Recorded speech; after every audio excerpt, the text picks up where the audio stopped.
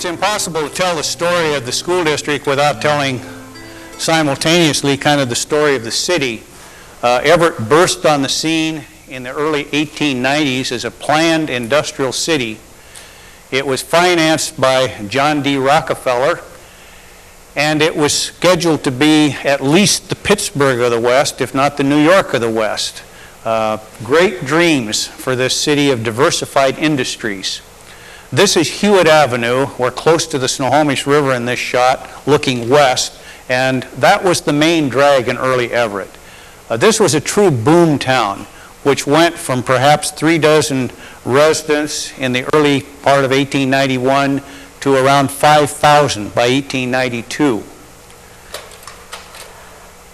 Hewitt Avenue was named for this gentleman who is generally defined as the father of Everett. He was a Tacoma industrialist who had important contacts with Charles Colby and Colgate Hoyt, who were confidants of John D. Rockefeller. And they were the men that were digging into Rockefeller's pocket to finance this enterprise on the Port Gardner Peninsula. The place was also booming because Jim Hill was pushing his Great Northern Railroad across the United States, and there were rumors that it was going to hit salt water at the Port Gardner Peninsula. So Everett was a burgeoning young place in late 1891 when Henry Hewitt visited the town. The story is told that he came through on horseback and he noted that a building was going up. He hollered over to the workers and said, "What are you putting up there?" And they said, "A schoolhouse." He said, "We'll put on a second story at my expense because this is going to be a big place." And that's the building. And you see it indeed does have a second story. This is the Broadway School, Everett's first schoolhouse. Although Hewitt said that he would pay for that second floor, I've never been able to find anything in the school district documents that prove that he did. This was a pretty classy place because the outhouse consisted of one for the boys and one for the girls. It opened in December of 1891 when 26 kids trudged through the mud to come to this new school. It sat on the exact location where the Broadway Plaza retirement home is today. This is the teacher who was there to greet the students. This is Emma Ewell, who I think is one of the great heroes of Everett history. She came here from the Midwest, as did so many people that came to early Everett, and she stayed in the district about 10 years. She was a real inspiration to her students, and when I was doing research on the district, I found lots of references to the high standards that she had set in virtually anything she tackled, whether it was academics, music, or athletics. She became the first principal in the school because the city was growing rapidly, and in addition to her teaching duties, then she also was a principal, and the district, in addition to using Broadway, was renting space in various buildings around the community. She also became superintendent, serving in that capacity from 1897 to 1901, and then left Everett to go up and help pioneer the public schools of Juneau, Alaska. She eventually taught at the University in the Philippine Islands, retired in California, but had left a request that she be buried in Everett, Washington. And if you go out to Evergreen Cemetery and know where to look, you'll find this gravestone, a little hard to read here, but Emma S. Ewell, and right here it says Everett's first school principal. By the fall of 1892, there was another building that was an exact replica of the Broadway. Since then, this balcony has been added on. This originally was called the Barge Works School because it was out in the northeast part of Everett where the barge works are located. Later, it was moved a little bit to the south and became known as the Smelter School and served until about 1915. This building is still standing. It's on the southwest corner of 9th and East Marine View Drive and is, to the best of my knowledge, the oldest building still standing in Everett that was built to be a schoolhouse. This is Professor Shepard. He arrived in the fall of 1892, and can really be considered the first superintendent of the Everett School District. That wasn't his title. He was called the ranking principal. He stayed here a couple of years and later continued his career in Eastern Washington. Some of you may know Mike Kite, who's a local attorney. This is Mike's grandfather. In the fall of 1892, Everett also started a high school program in that Broadway school. And in the spring of 1893, there was a graduation. This is the graduating class. Margaret Clark, the lone graduate of Everett High School in 1893. It's said that a crowd of about 800 gathered in the Hart Opera House on Everett's Riverside to watch the ceremonies, and some of the folks just came to see for sure that there really was a graduate and that there really was a high school in Everett. She later came back and taught in the district and then got married, and in those days when you got married, if you were a woman, you no longer could teach. But some of you may know her son, Clark Salisbury, and not too many years ago, Clark presented to the Everett School District her diploma. And it had been kept in a good dry place and is in excellent condition. We made some copies of it, one of which is on display at Everett High School. In the fall of 1893, the burgeoning young city got its first brick schoolhouse. This is the Monroe School, which sat on the site that's now occupied by the Everett School District bus barn. It was designed by Frederick Sexton, who designed a lot of structures on Everett's Riverside, and he liked turrets and towers. And this one didn't last too long. The kids were out at recess, and it was noted that bricks were falling off of the turret. So the later pictures you see of Monroe School, that turret is gone. The next fall, 1894, another brick schoolhouse, this one on Bayside, called Jefferson. Jefferson was a style called Richardsonian Romanesque, a stately old building that served until 1964 when it was demolished to make way for what is now the downtown Everett Post Office. And I might say, going back to Monroe, that that school stayed in operation until 1965 and then was a victim of the earthquake of that year. Meanwhile, Lowell was building its own school. Lowell can really be considered the cradle of Everett education. It's an older community, and there are reports that there were classes going on in Lowell as early as 1872. But in 1894, the Lowell School District contracted with Frederick Sexton, and maybe you see some similarities here with that Monroe School, and he designed this building, which sat right in the middle of what is now I-5. Lowell was a separate school district and remained as such until 1942 when it was merged with Everett. In fact, when the Everett School District was created in 1887, virtually all of it came from the old Lowell School District. This picture surfaced a few years ago in the archives at Lowell School, and if we can believe what is said here, goes back at least until 1891 and was the predecessor of the picture that we just looked at. This building was at the corner of 2nd and Zilla. I have been told that it probably was built in the mid-1880s. This is Lincoln School. Sat on the site where the Civic Auditorium is located today, was built in 1899 by the Everett School District. And at this time, Everett was going through very difficult times. After that very prosperous beginning, the district and the city hit difficult times with the financial collapse of 1893, which up until the Great Depression of the 1930s was the biggest financial collapse the nation had ever seen. John D. Rockefeller got very disenchanted with the Everett project, pulled his money out, and Everett really kind of staggered along until about 1900.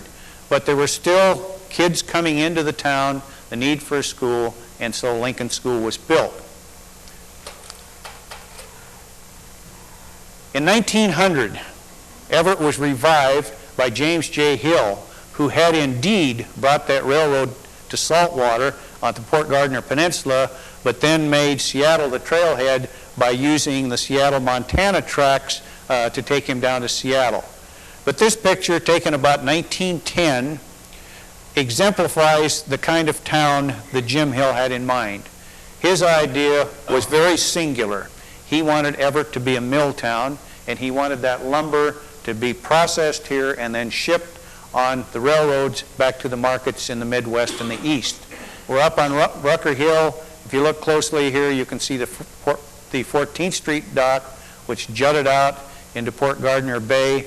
It was said at its peak that the shingle mills on that dock could produce 6.5 million red cedar shingles a day. This was a period of tremendous growth for the city. The population went from about 8,000 in 1900 to 25,000 in 1910. And it was a period of great expansion for the school district. For the first time, Everett High School got a home of its own. It had moved from the Broadway School to the Monroe School and then several other sites, but in 1901 moved into this building, which even when it opened was called the temporary quarters for Everett High School.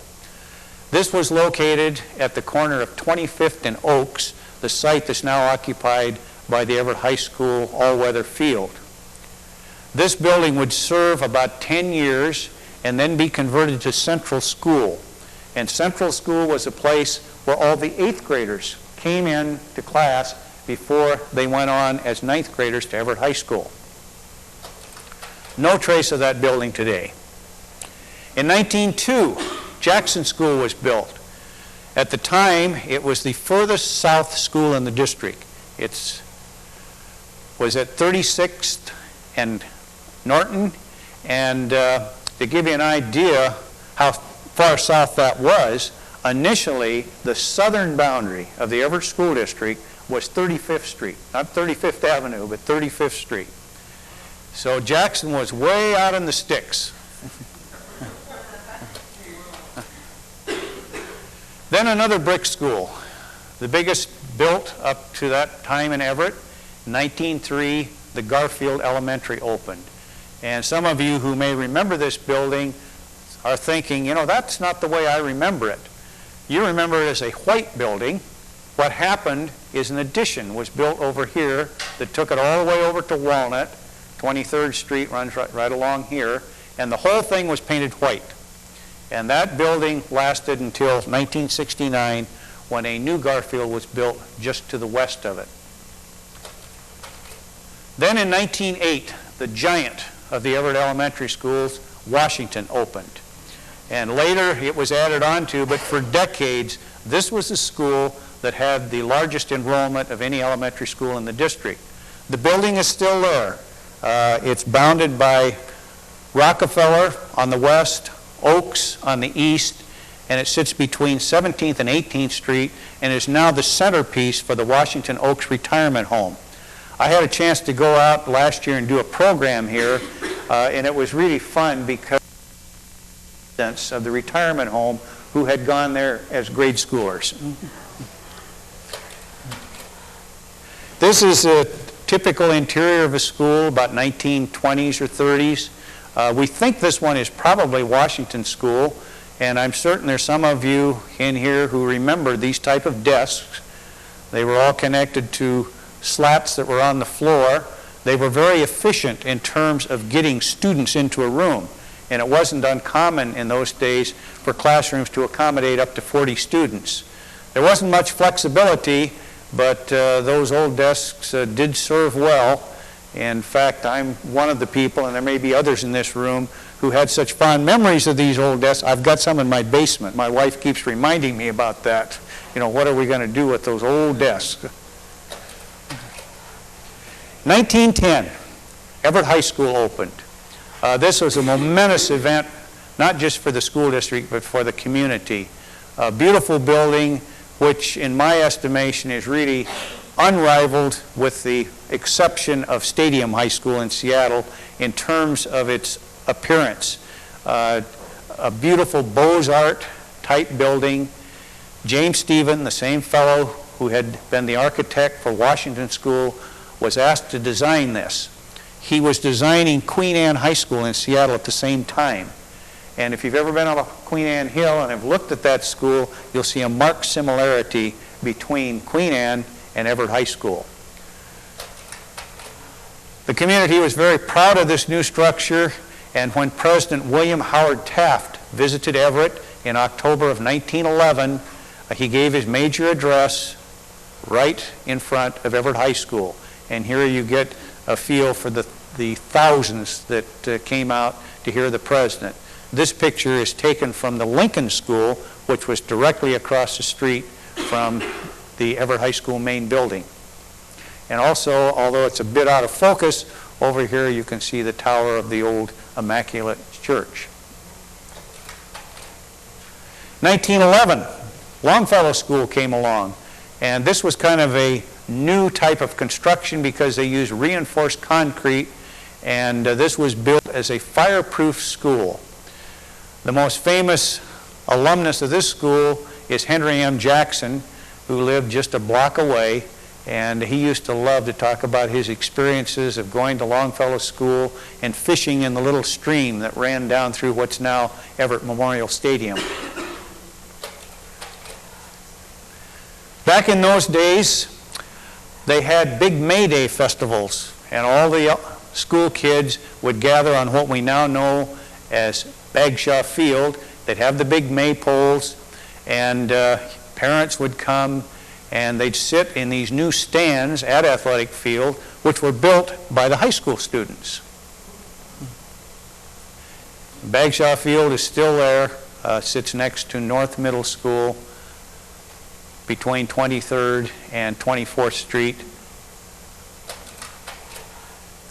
And here's what Everett High School looked like in the mid-20s, looking basically in an easterly direction. There's our main building, and a lot of people like to point out that if you look closely, you can see it has the shape of an E on that roof.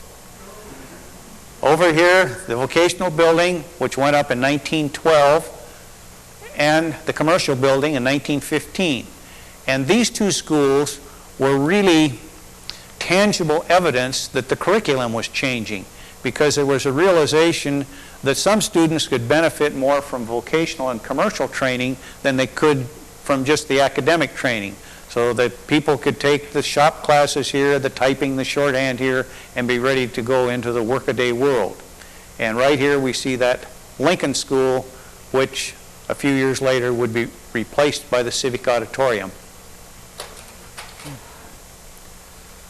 When you talk about Everett High School of that era, you just have to mention Enoch Bagshaw right here, the man for whom that field is now named, who was the legendary football coach that produced these juggernaut teams at Everett High School. To give you an example, from 1911 to 1920, they only lost one game to another high school, and that was to Hoquiam, who edged them out in 1915, and the next year Everett avenged that loss, beating Hoquiam 32-0. Everett had such a reputation that schools from Seattle, Tacoma, and Spokane simply said they weren't going to come over and play Everett anymore.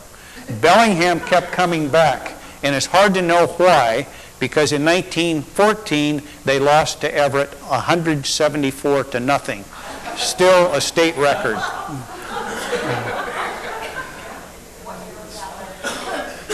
1913 was the year that they beat them. In 1914, I think it was only 100-0. This team, which was Bagshaw's last team in Everett, fall of 1920, could only find one other high school that would play them. They were playing teams like the Bremerton Shipyard, St. Martin's College, and again, they were invincible. The previous year, they had played Scott High School of Toledo, Ohio, for a national championship, and they had tied 7-7. Well, after this season, Bagshaw said, that's not good enough. We want to win this thing outright.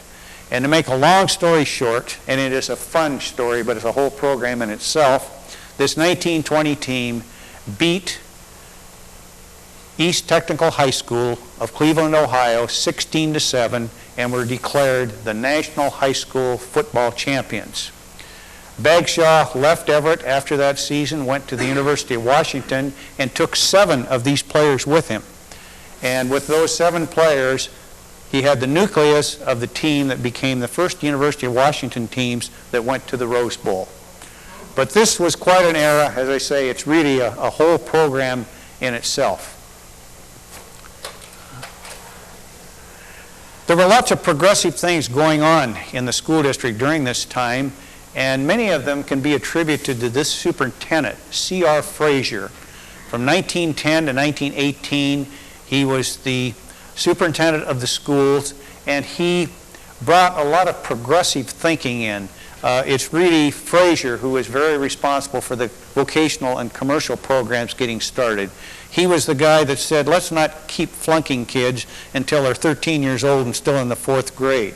And that was kind of a revolutionary thought. He started a school cafeteria, and he even challenged the community, saying, you know, if this betting continues on the football teams, we may have to discontinue football. Maybe that's why Frazier left Everett.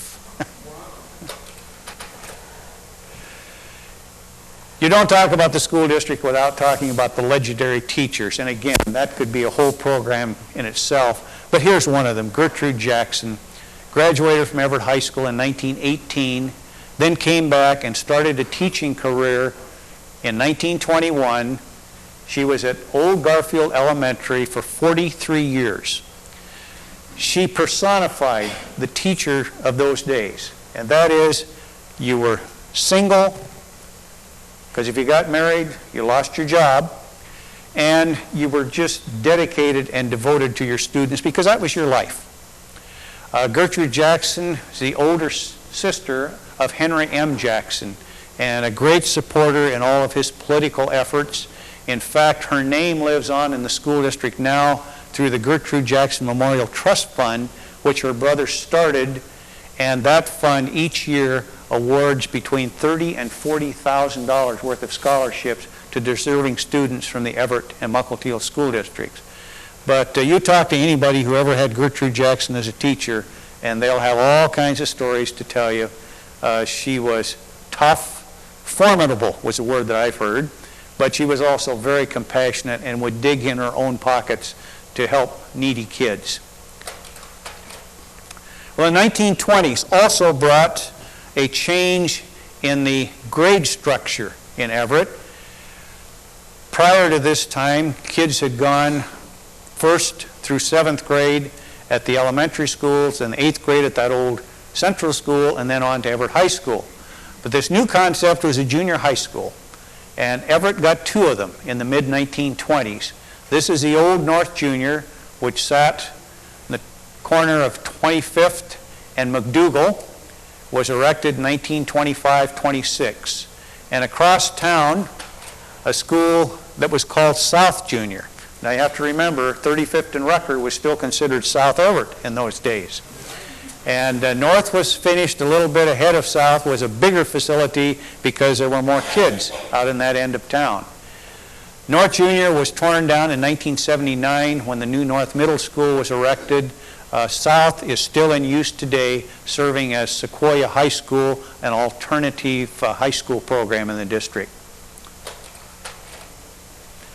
The people out in the south end of the district had been clamoring for a school for years during the 20s, and finally in 1929 they got Roosevelt School. Prior to that time, the students had been attending schools in portables out in the Beverly Park and Pinehurst area. It's a good thing they got the school that year because then came the Great Depression and there were no schools built in the Everett district for about 10 years.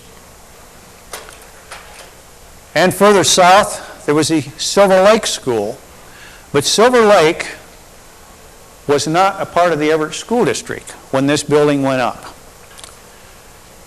In 1936, the old Thomas Lake, Fernwood, and Silver Lake districts got together, formed a consolidated district, and in 1938 put up this structure, which is now the oldest building in the Everett School District that is still serving as an elementary school. But there's an interesting story here. They got the building up, and a year later they went broke. As a result, they came to the county superintendent and said, what are we going to do? And the decision was made that the district would be dissolved, and most of it would go to the Everett School District, some of it would go to Bothell. And a bit like Paul Harvey, the rest of the story, what I find so fascinating is if the Silver Lake School District had survived, it would now be larger than the Everett School District, would have more schools, and would have more students. The northern boundary of this district was at 84th. So schools like Emerson, for example, and almost Cascade would have been in the Silver Lake District. But that didn't happen, and the Silver Lake District has not been with us for over 65 years now. At the end of the 1930s, there was a series of federal programs that finally brought some construction in the Everett School District, and part of that was that magnificent Civic Auditorium, which is still in use today. And this facility is, and always was, owned by the school district. Initially, it had about 2,200 seats. When it was remodeled in 1979, they widened the seats because we'd all gotten wider, and they also padded them, and now there's more like 1,600 seats. But this was quite an event for the community, and also in this building, there was a new gymnasium, a new cafeteria, and new music rooms for Everett High School. As a part of that same program, the old Lincoln School, which had been on that site, went down, and a new Lincoln was built on the site that had once housed that 1901 Everett High School building.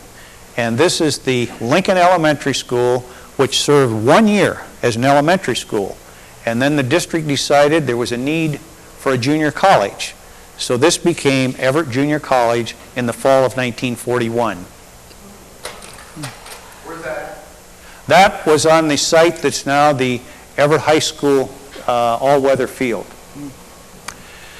And of course, December 1941, the world changed irrevocably. And in retrospect, this was a difficult time to start a junior college. Because what happened, they lost all the male students. And if it hadn't been for contracts with the hospitals, it's very possible that the junior college could have collapsed at that time. Everett changed, as did the rest of the world. One of the things that happened is the National Guard was federalized, and here we see them actually prior to Pearl Harbor leaving Everett. People came out, they said this was one of the most emotional events in Everett's history. People with tears streaming down their face, I think suspecting that these guys weren't just going down to Fort Lewis and Camp Murray for training, and they were right. These are the guys that ended up in some of the early and worst action in the South Pacific. 113 Everett High alums were lost in World War II, and we can't pick them out individually, but a lot of them were right in those trucks. This is on Grand Avenue between Pacific and Wall Street. The Everett community got some federal housing. A fairly small project out at 50th and what was then Highway 99, now Evergreen Way, and a huge complex in northeast Everett. This is the corner of 12th Street and Poplar, and these are the kind of units that were used for housing, except these were used for the school. This was the Baker Heights Elementary School, which opened in the 1940s. This was the kind of place when the teachers got to school early because their job was to go in and start the coal fires. And eventually, that building was replaced after the war in 1952 with the current Hawthorne Elementary School. Here's a picture of the Washington School faculty in the 1940s. As you can see, faculty was pretty much female dominated. In fact, virtually all of the teachers in the elementary schools were women. It wasn't really until that batch of veterans came back after World War II that you saw significant numbers of men in teachers in the elementaries. There were quite a number of elementary principals that were men. This is J.W. Byers. The fellow right behind him is Keith Rummery, who the following year would become a principal at Jackson Elementary. The war had so many ramifications in our society, but one of them that had a direct impact on the Everett School District is that they had more kids and there was a real need for teachers. So the school board made what they called an emergency ruling that if you were married and you were a woman, you could teach. And after the war, they expected to go back to what they called normalcy. That never happened. This was the breakthrough. This is when married women could make a career teaching. One person I want to point out here, this is Elizabeth Kempkes. She and her brother Jay taught in the district for a number of years. They were the aunt and uncle of Bert Vanderwilt, who was a longtime Everett High School principal. But the striking thing about Elizabeth Kempkes is that based on the research that I have seen, she taught for a total of 65 years.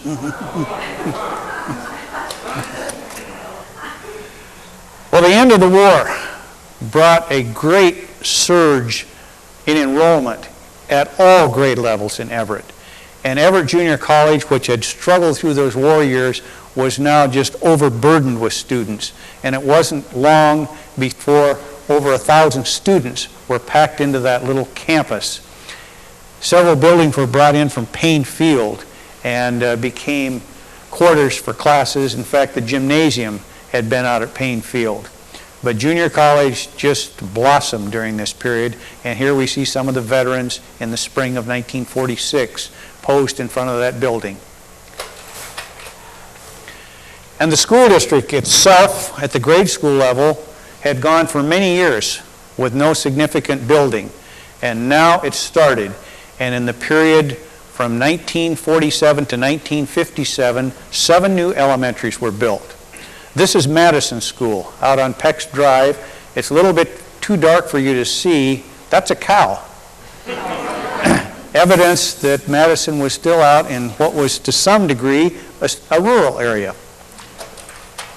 That opened in 1947, and that fall, Everett got its first really big stadium. And the stadium that's still in use today, this is 37th Street here, Broadway would be over here. And you can see when it was first constructed, did not have that roof that we're familiar with now. This is an old Payne Field structure that was brought in to be the shower room. And there's the Longfellow School.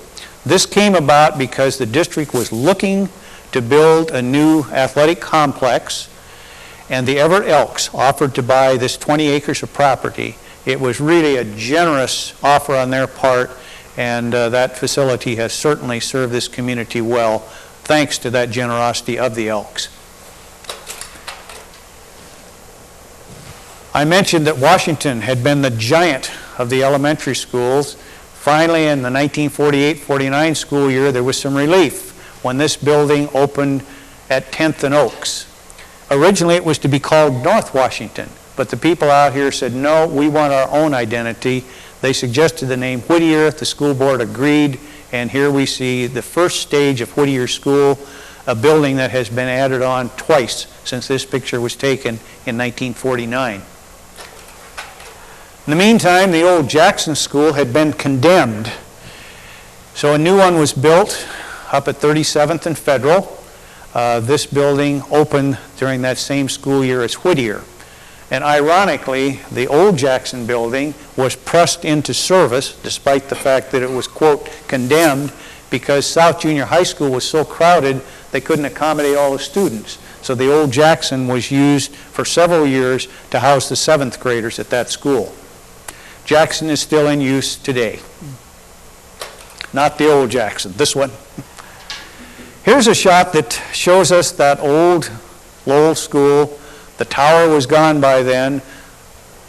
The building was vacated.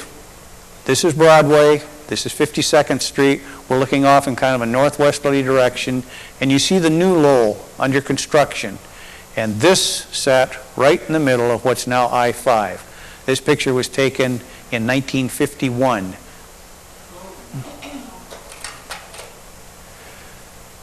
And the suburbs were expanding not just to the south, but also the west. The View Ridge Elementary opened in 1954. And I believe I mentioned that during the same time period that the Hawthorne School was built and opened in 1952 at that 12th and Poplar property. Then in 1957, the last of those elementary schools that went up during that post-World War II boom, this is Emerson School. And this is now called 7th Avenue, but this was called Farmers Road. And if you go into the boiler room at this school, you will see on the heating plant, this is described as the heating plant for the Farmers Road School. Meanwhile, Everett Junior College, which had been clamoring for space, got a new campus. They carved out the southwest corner of the Legion Golf Course and created this new home for the college. Kind of an interesting shot because we see Whittier School here. When this was done, this took what had been a good part of the Whittier school grounds. Eventually, the school district purchased this property. And if you go out to Whittier today, you'll see this is all playground, and much of this has now been filled in with buildings by the college. In 1958, the college was still part of the school district. In the mid-1960s, that was changed by the legislature, and the community colleges, which they were then called instead of junior colleges, became separate from the K-12 program. Well, elementary kids have a way of growing up, so there was a need for a new junior high school. So some 30 years after North and South had opened, Evergreen Junior High School opened. This is a place that where I have very fond recollections because this is where I started my teaching career. It opened in 1958. I was there in 1959, and I was looking at this picture last night, remembering that one of my favorite lessons was to bring the kids out, and we would measure the shadow of the flagpole. Then we'd put up a yardstick and measure that shadow, and that way we could determine the height of the flagpole. And I thought that was such a neat lesson. I couldn't wait to do this, and I ran out with the students, and the sun went behind a cloud, and that was the end of the lesson.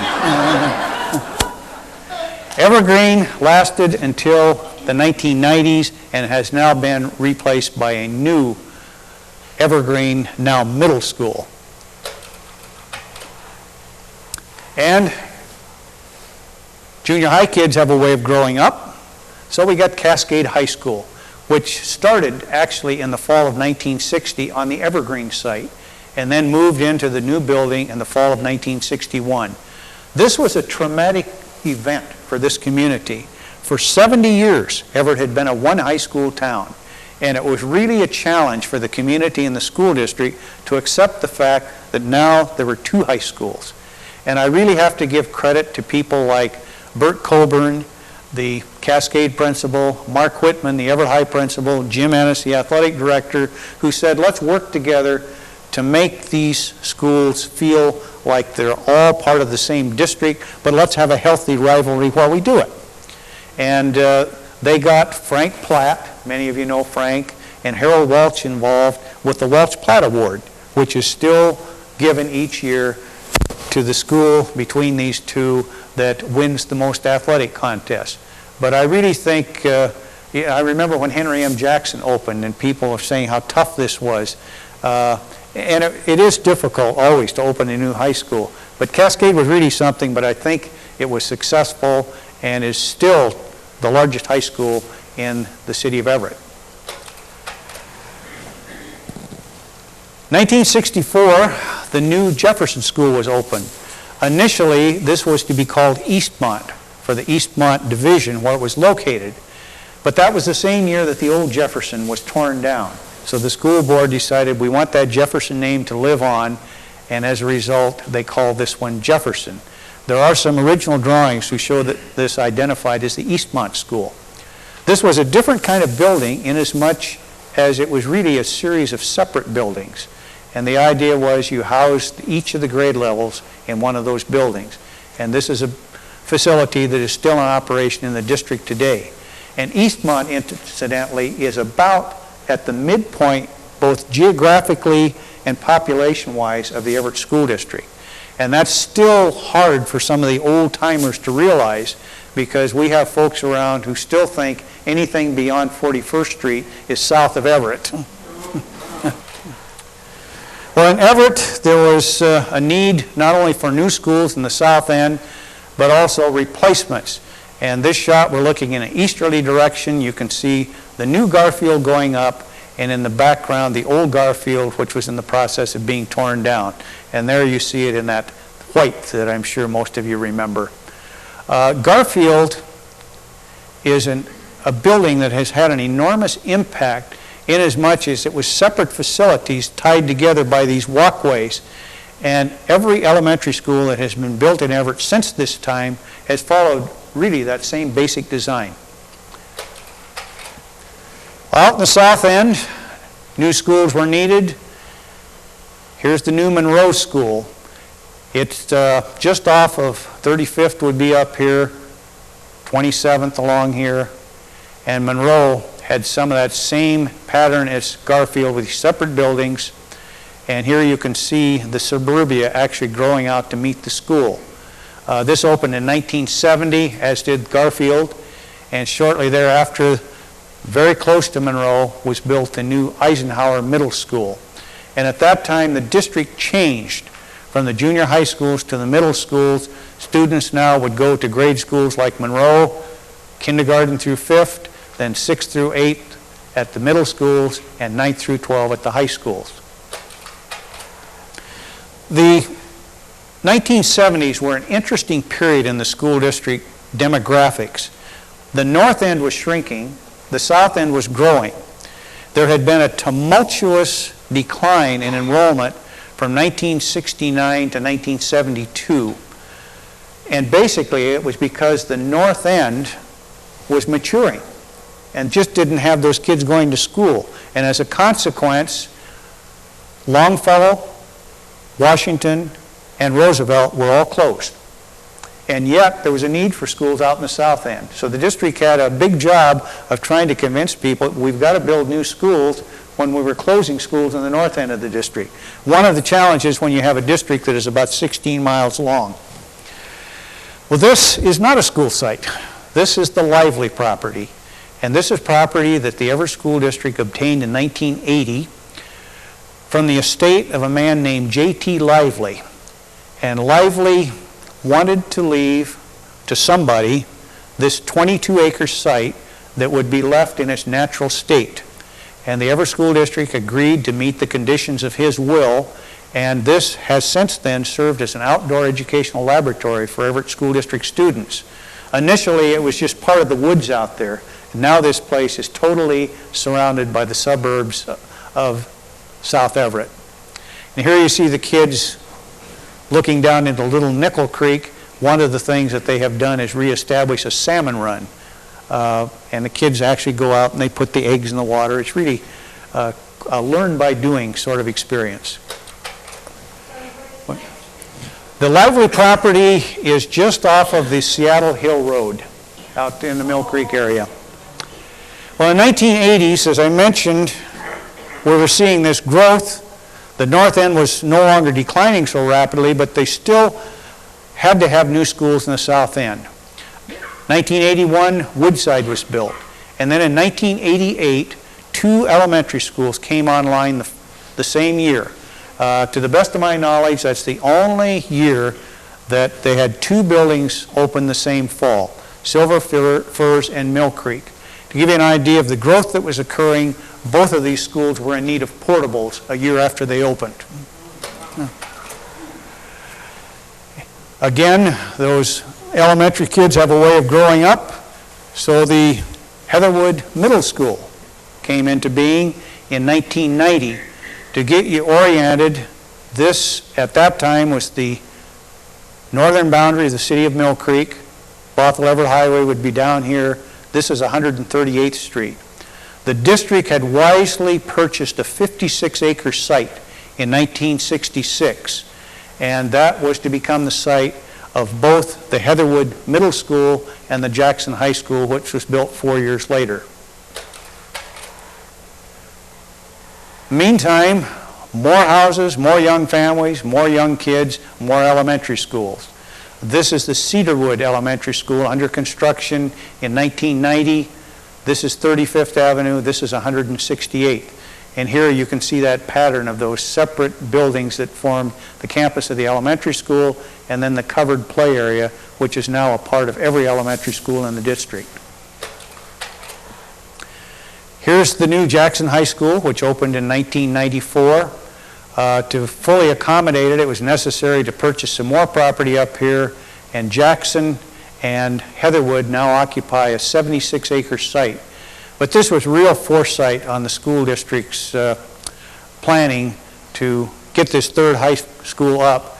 If that property hadn't been available and the additional property purchased, it was getting so expensive it would have been very difficult not only to buy it, but to find a piece of the size that you need, because you've got to have a minimum of 40 to 50 acres to build a new high school these days. This, of course, was named for Henry M. Jackson, easily the most famous alumnus of the Everett School District. And this is a good time to throw in a little bit of history of one of the ways that the district is saving it. At each of these schools, a mural was put up. And this is Bernie Weber. Wave your hand, Bernie. Bernie's with us here today. This is a guy who has now done 23 of these for the Everett School District. This is the one at Henry M. Jackson. This is Helen Jackson here. And, of course, that's her husband, Scoop Jackson, in the mural. And what Bernie does, inimitably does, is to create a real feeling of the culture of the school by putting in elements of the history and the geography of the area. And I've had the good fortune to work with him on these, and we have a lot of fun, and I think it's leaving a really nice legacy. Another new middle school, Gateway, opened in 1994, the same year as Henry M. Jackson. It's out in the Silver Firs area. It sits on a 60-acre site, and if there is a need for another elementary school, and it appears that there will be, it will probably go on this same 60-acre site. Then the last of the elementary schools to have been built was Penny Creek, which opened in 1998. This is just east of 35th Avenue along 132nd and follows that same basic design of all those schools that were built after Garfield. I mentioned about the geography of the district itself. When the district started, the boundary was about right there. This was the Everett School District. And over the years, it's just stretched out. Silver Lake became a part of it, the old North Creek District. And what you have today is a district that goes as far north as Union Slough, out between Everett and Marysville, and as far south as 193rd at one point. Almost 16 miles from end to end. And that geography has created some problems. I mentioned one of them, when you're shrinking here and growing here. Another has to do with the weather. Lots of times when there's no snow here, there's 6 inches out here.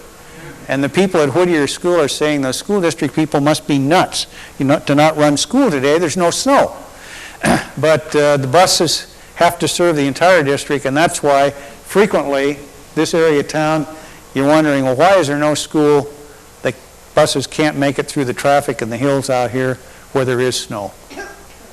Incidentally, the Everett School District contains almost all of the city of Mill Creek,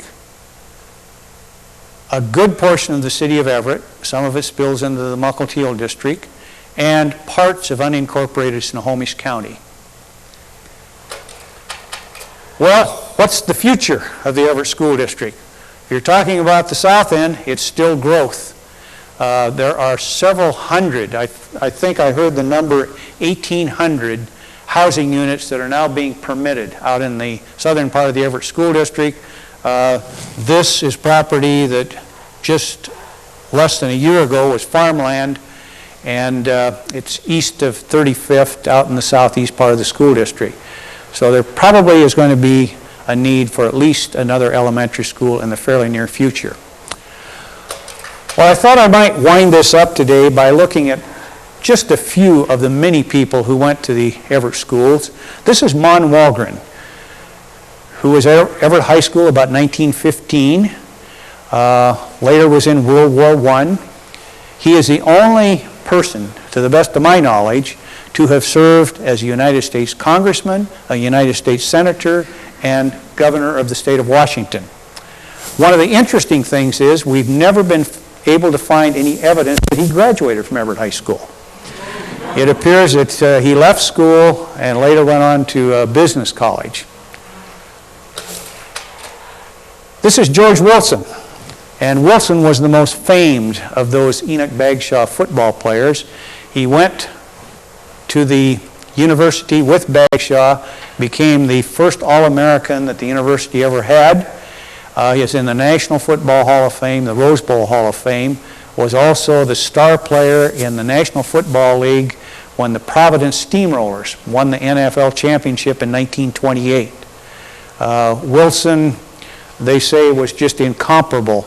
And I never met the man, but I talked with several of the people who played with him, and they said he was the toughest guy that they had ever seen.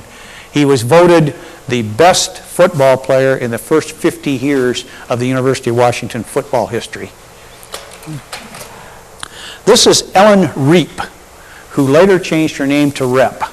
She's a 1920 Everett High graduate who was going to be a teacher. In fact, was on the first staff when South Junior High School opened. She was a 9th grade teacher of civics, history, English, and I understand an outstanding teacher. She had in her class one student who she thought had a lot of promise. She thought a lot of students had promise, but one in particular. And she nurtured that student along, and that student was Henry M. Jackson. And this is the lady that Jackson always gave credit to for getting him interested in government service and politics. She has a fascinating story of her own. She left teaching and became an entertainer. She was an outstanding singer, and she traveled all over the world. She was in a couple of Broadway productions. She was well known in Europe. In fact, was given the St. Olaf Award by the King of Norway. That's the highest award you can get. And also, while she was there, found out that her name, which was spelled R-E-E-P, should be Rep instead of Reap. So she changed her name. So if you ever see a reference to Ellen Reap and Ellen Rep, they're the same person. She lived into her mid-90s and had a chance to come back and see Everett High School after it was restored, and we have her picture up there. And she was so thrilled to go up and see her alma mater. But a remarkable lady. She gave private singing lessons until she was in her early 90s and then finally retired. She had been living in New York City and then moved out here. Well, there's that 9th grade student of hers. This is the 1930 graduation picture of Henry M. Scoop Jackson. He got that nickname from his sisters, and of course had that outstanding career, first as a prosecuting attorney, then as a U.S. congressman, and then from 1953 until his death in 1983, a distinguished member of the United States Senate. This is taken out of the Nasica, 1928. This is Margaret Billings, who lived in Lowell. Margaret Billings went into the service as a nurse. She had trained at Providence Hospital, and she is the only female military casualty of World War II from this county. She was a nurse on a hospital ship in April of 1945 that was hit by a kamikaze plane. And she was actually in the surgery unit, and she and several of her colleagues were killed. So she's one of those 113 from Everett High School who lost their lives in World War II. Some of the graduates came back to serve in the district, and anyone who ever met this lady will never forget her. This is Marguerite Snavely. Came out of Everett High School in 1932, came back to Everett High School about 20 years later, and is one of the district legends. Yes, in fact, she came to our last class reunion, and I introduced her as Marguerite Snavely, and she stood up and said, "Larry, I am Snave." She's the one that produced those magnificent operettas. I mean, they were as good as anything you were going to see on Broadway. People came from all over Yep. the United States to see Right. those operettas. I was in her production of Oklahoma. I played half of a horse. I won't tell you which half. She never let me forget that either. She is still living. She's in Snohomish, now in her early 90s. Stan Borson, a Northwest favorite, a 1944 graduate. You run into any kids, I say kids, people in their 40s and 50s now, and you say, "Zero Dacus Mucha," and they can sing the whole thing. You know, King's Clubhouse with Stan, and Stan still does some entertaining. In fact, last year about this time, I was down at Palm Desert area. They have a party there for people from this area who now live in the Palm Springs area, and Stan was there. He didn't have his accordion, but he got up on stage, sat down at the piano, and led us all in the Everett High fight song. Marge Havenick, a 1948 Everett High graduate, became a member of the Ice Follies. Prior to that, she was one of the finest amateur skaters in the United States and was in that famous Shipstead and Johnston's Ice Follies. The fellow on the right is William Balcom. He's shown here with fellow student Patsy Sand. Bill Balcom is a 1955 graduate of Everett High School, a Pulitzer Prize winner in music. He's an outstanding composer and piano player. And recently, his new opera just opened in Chicago and New York. It's called A Wedding, and it's based on the Robert Altman film of the same name. Bill is a fellow that I graduated with. We knew that he was talented when he was in high school. We had no idea how talented. This fellow is an absolute musical genius, really known throughout the world for his work. Another true genius, Chuck Close, internationally known artist, class of 1958. Chuck Close and Bill Balcom are the only people from Everett who have ever been honored as the outstanding alumnus from the University of Washington. And in Bill's case, it was a couple years ago. In Chuck's case, it was about 5 years ago. But this fellow has artwork literally throughout the world. Well, do you remember Bobby Ewing from Dallas? This is Patrick Duffy, 1967 Cascade High School graduate. I had the privilege of being Pat's high school counselor. And I can remember he always said, "Oh, I want to be an actor. I want to be an actor." In fact, the last time I talked to him was in the downtown Pennies, probably 25 years ago, and he was selling shoes. And I said, "Well, what are you going to do?" He said, "I still want to be an actor."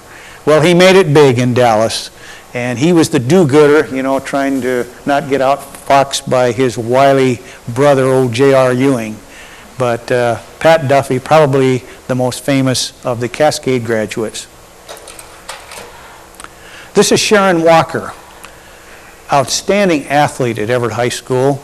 She won the state long jump championship 4 years in a row, and I believe still holds the state record in that event. She graduated in 1975 and made the 1976 Olympic team. I understand that she's still active today. She was truly a remarkable athlete and one of those people that really left a mark in this school district. One of her contemporaries at Everett High School was this fellow, Ron Gibson. And Ron kind of personifies the people who go through the system and then come back and serve the community. And Ron is now a member of the Everett City Council. He was an outstanding football player and track man at Everett High School. And in this picture, that's the E on the end of Rose, and that's the B starting Rose Bowl. This picture was taken when he was on the UW team that went to the Rose Bowl. Well, do you recognize that little Roosevelt fifth grader? That's our current mayor, Ray Stephenson. And Ray, like Ron, come back, serve the community. I had asked Ray if he could give me a high school picture, and he said, I can't find one, use this. So here he is. And if you look at the leadership we've had in this community, I think we can really be proud that so many of the people through that school district came back and served. Like, here's Ray when he was on the council. This is a picture taken in the 1980s. Dale Pope, a graduate of Everett High School. Connie Niva, Everett High graduate. Ed Morrow, who at that time was council president, Everett High graduate. And Bill Moore, another one from Everett High.